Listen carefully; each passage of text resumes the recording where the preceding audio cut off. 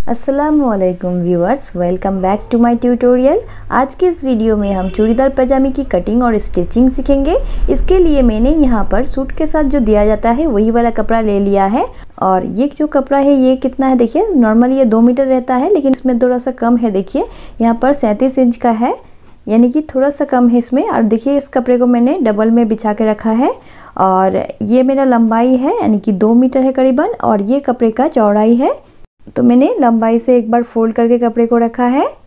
अब हमें इस कपड़े को डायगोनली फोल्ड करना है, यानी कि एक कोने से पकड़ के दूसरे कोने से इस तरह से मिलाना है। और देखिए इस तरह से हम घुमा के सीधा कर लेंगे।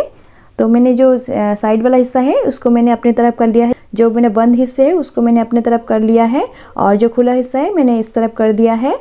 देखिए इस तरफ मेरे 1-2 खुले हिस्से हैं और एक बंद हिस्सा है, यानी कि 4 फोल्ड में है अभी कपड़ा।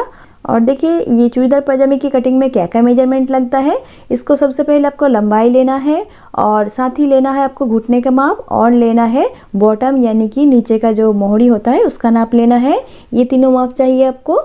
और देखिए साइड में जो एक्स्ट्रा कपड़ा है इसे हम इक्वल कर लेंगे। तो मैंने एक्स्ट्रा हिस्से को कट कर लिया है। अब यहाँ पर हमें थोड़ा सा हिस्सा इस तरह से छोड़ देना है ऊपर से। तो इतना मैंने इसको सीधा कर लिया। देखिए एक स्ट्रेट लाइन ड्रॉ कर लिया है यहाँ पर, और इतना हिस्सा मैंने कोना छोड़ दिया है। अब सारे मार्किंग हमें यहीं से करना है। और देखिए अभी इसमें आधा इंच और एक मार्क लगाएंगे। तो देखिए आधा इंच में एक और नाप लगाएंगे, ये हमारा सिलाई मार्जिन रहेगा। अब यहाँ से हमें सबसे पहले लंबाई लेना है। तो जो भी रेडी लंबाई है उसको लेना है और बेल्ट को माइनस करना है। तो रेडी लंबाई है 36 इंच, तो 36 इंच पे हम 6 इंच को इस तरह से यहाँ पर रख के माइनस करेंगे इसको। तो यहाँ से हम 36 इंच पे देखिए इस तरह से मार्क करेंगे। अब इसके बाद हमें चूड़ी के लिए कपड़ा लेना है। तो जितना चाहे आप रख सकते हैं, 10 या 12 इंच। मैं यहाँ 10 इंच रख रही हूँ। तो यहाँ से हमें 10 इंच पे एक और मार्क करना है। देखिए तो देखिए मैंने 10 इंच पे मार्क कर लिया है। अब हमें यहाँ पर 1.5 इंच पे एक और मार्क करना है, ये हमारा फोल्डिंग में जाएगा। अब हमें इस लाइन को सीधा करना है। तो देखिए नॉर्मल स्केल से करने जाएंगे तो ये टेढ़ा हो सकता है, तो यहाँ पर मार्किंग करने के लिए एल स्केल का यूज़ किया जाता है। तो अगर आपके पास भी मेरी तरह एल स्केल नहीं है तो आप भी इस तरह से एल स्केल बना सकते हैं। तो किसी भी कार्डबोर्ड या पेपर से इस तरह से बना सकते हैं। देखिए मैंने बनाया है। तो अगर आपको इसका वीडियो देखना है तो मैं एक शॉर्ट वीडियो बना के डाल दूँगी अगर आप कॉमेंट करेंगे तो देखिए मैंने इस तरह से सीधा कर लिया दोनों लाइन को। अब हमें यहाँ पर मोहरी का नाप लगाना है। तो जो भी मोहरी है आपको उसका रेडी नाप लगाना है। तो मैं यहाँ 4.5 इंच रख रही हूँ, उसके साथ 1.5 इंच का मार्जिन रख रही हूँ। तो देखिए यहाँ पर भी सेम नाप लगेगा, क्योंकि ये वाला जो हिस्सा है यही वाला यहाँ पर आके बंद होकर के रह जाएगा, यानी कि सब यहाँ पर आके सुकड़ के आके यहाँ पर रहेगा, क्योंकि ये चूड़ी बनता है ना, तो यहाँ पर आएगा। तो यहाँ पर भी हमें सेम नाप लगाना होगा। तो यहाँ पर भी हम पहले स्ट्रेट कर लेंगे इस तरह से, और यहाँ पर भी हम 4.5 इंच ही रख देंगे, क्योंकि ये वाला जो हिस्सा है ये वाला यहाँ पर, तो यहाँ पर भी हमें सेम रखना है 4.5 इंच और साथ में 1.5 इंच का मार्जिन। अब हमें घुटने का नाप लगाना है। तो ऊपर से हमें 19 इंच पे घुटने का नाप लगाना है, तो यानी कि नी राउंड का माप लगाना है। तो यहाँ पर हमारा नी राउंड है जितना है उसका आधा लगाना होता है। तो यहाँ पर हम रखेंगे 7.5 इंच और उसके साथ हम रख देंगे 1.5 इंच का मार्जिन। अब इसको भी मिला लेंगे। अब इस लाइन को एक्सटेंड कर लेंगे। अब यहाँ पर हो गया। अब हमें ऊपर यहाँ पर हिप राउंड का नाप लगाना होता है। तो जो भी आपका हिप राउंड है उसका 1/4 लगाना है यहाँ पर। तो पहले इस लाइन को भी हम स्ट्रेट कर लेंगे, ये हो गया। अब हमें यहाँ पर हिप का 1/4 लगाना होता है। तो यहाँ पर हम रखेंगे 10 इंच और साथ में हम 2 या 3 इंच का लूजिंग रखेंगे। तो यहाँ पर मैं रख रही हूँ 3 इंच का लूजिंग। अब यहाँ पर हमें क्रॉच का नाप लगाना होता है। तो यहाँ पर टोटल क्रॉच है यहाँ पर 15 इंच, तो 6 इंच बेल्ट पे जाएगा और यहाँ पर हम लेंगे 10 इंच। तो इस वाले लाइन को भी हम सीधा कर लेंगे। और ये जो हिस्सा है यहाँ पर जॉइंट लगेगा। तो ये वाला जो बाकी का हिस्सा है, ये साइड से जो कपड़ा बचेगा इसी को घुमाते हुए यहाँ पर लगाना होता है। इसी तरह से ही कटिंग होता है। तो अब इन दोनों लाइन को मिलाना है। तो देखिए आप सेप पट्टी का भी यूज़ कर सकते हैं इस तरह से, और अगर आपके पास सेप पट्टी नहीं है तो इस तरह से हल्का हल्का गोलाई देते हुए इस तरह से आपको मिला देना है। देखिए मैं आपको दिखा रही हूँ इस तरह से। अब इस वाले डॉट लाइन को भी इस तरह से मिला देना है। देखिए यहाँ पर भी इसी तरह से मिलाना है। इसी तरह से पूरे में हमें ड्राइंग कर लेना है। तो मैं यहाँ पर सेप पट्टी का ही यूज़ कर रही हूँ।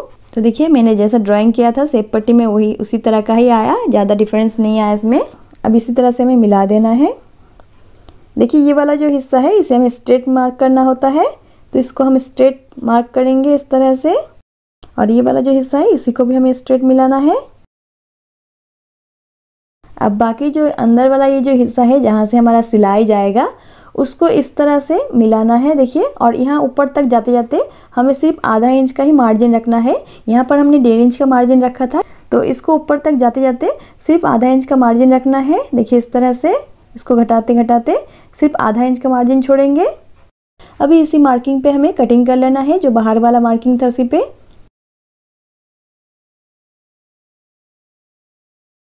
देखिए हमने कटिंग कर लिया है। अब इस कपड़े को हम घुमाते हुए यहाँ पर लगाएंगे। देखिए इस तरह से ये जो तिरछा वाला हिस्सा है इस तरह से मिलाना है। तो देखिए इस तरह से हमें मार्किंग कर लेना है। तो इस तरह से मार्किंग कर लेंगे तो ये इजी रहेगा। अब हमें इस तरह से इसको स्ट्रेट लाइन खींच लेना है और इसको कटिंग कर लेंगे।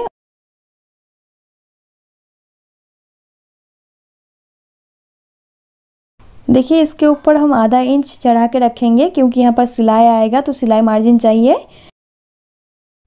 देखिए अब हमें बेल्ट की कटिंग करना है। इसके लिए मैंने 2 फोल्ड में कपड़ा को लिया है। इसमें 4 फोल्ड में कपड़ा था, मैंने यहाँ से 2 हिस्से को हटा दिया है। अब मेरा कपड़ा अभी ये डबल में है, 2 हिस्से को मैंने हटा दिया है। अब इसी से हमारा बेल्ट की कटिंग होगा। तो सबसे पहले इसका जो चौड़ाई कितना लेना है वो देख लेना है। तो बेल्ट का जो चौड़ाई रहेगा वो आपको लेना है 23 इंच और लंबाई लेना है 6 इंच। उसके साथ हमें देखिए यहाँ पर ये 6 इंच रेडी रहेगा। उसके साथ हमें 1.5 इंच लेना है फोल्डिंग के लिए, यानी कि नेफा मोड़ने के लिए, और साथ में हम ½ इंच और रख देंगे ऊपर के सिलाई के लिए। तो टोटल 2 इंच एक्स्ट्रा लेना है, यानी कि लंबाई लेना है इसका 8 इंच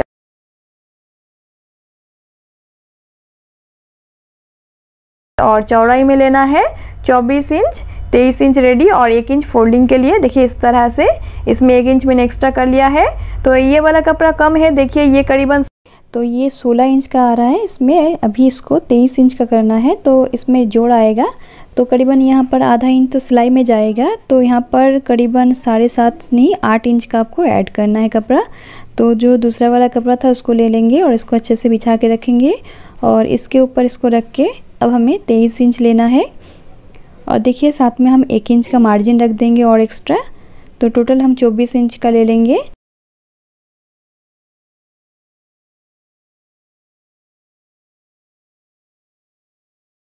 तो यहाँ से देखिए इतना जोड़ आएगा ½ इंच, तो ½ इंच एक्स्ट्रा लेते हुए यहाँ से कटिंग कर लेना है।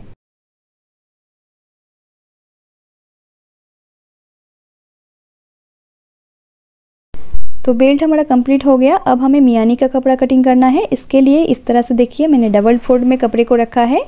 2 पीस चाहिए इसलिए मैंने 2 पीस कपड़ा रखा है। अब इस तरह से फोल्ड करते हुए सीधे में यहाँ से हम 2.5 इंच चौड़ाई लेंगे और लंबाई हम इस तरह से कोने में लेंगे। तो 7 इंच इसका लंबाई लेना है और तिरछे में इस तरह से मिलाते हुए इस तरह से ड्राइंग करना है और इसी से हमें कटिंग कर लेना है। तो चूड़ीदार पजामे की कटिंग हमारा कंप्लीट हो गया है। नेक्स्ट पार्ट में इसका स्टिचिंग में शेयर कर दूंगी। अगर इसी वीडियो में शेयर करूंगी तो वीडियो बहुत ज़्यादा लंबा हो जाएगा, तो नेक्स्ट पार्ट का ज़रूर आप इंतज़ार करें। चैनल को सब्सक्राइब नहीं किया है तो चैनल को ज़रूर से सब्सक्राइब कर दीजिएगा।